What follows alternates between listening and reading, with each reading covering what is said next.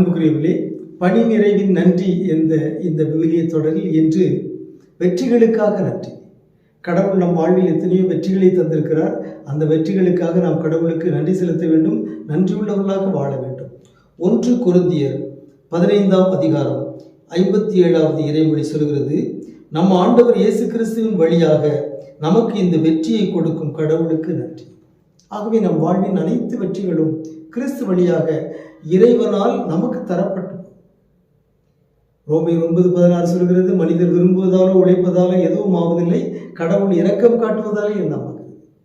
எனவே நம்முடைய வாழ்வின் அனைத்து வெற்றிகளும் கடவுளுடைய கொடை, கடவுளிலிருந்து வந்தது. எனவே நாம் நன்றி செலுத்த வேண்டும், நன்றி உள்ளவர்களாக வாழ வேண்டும். தேர்வில் வெற்றியாக இருக்கலாம், பணியில் வெற்றியாக இருக்கலாம், நேர்காணலில் வெற்றியாக இருக்கலாம், நாம் எடுத்த தொடங்கிய பணிகள் வெற்றிகரமாக முடிந்திருக்கலாம். அவை அனைத்துக்கும் நாம் கடவுளுக்கு நன்றி செலுத்துவோமாக. உங்களுக்கு அமைதி உரித்தாக.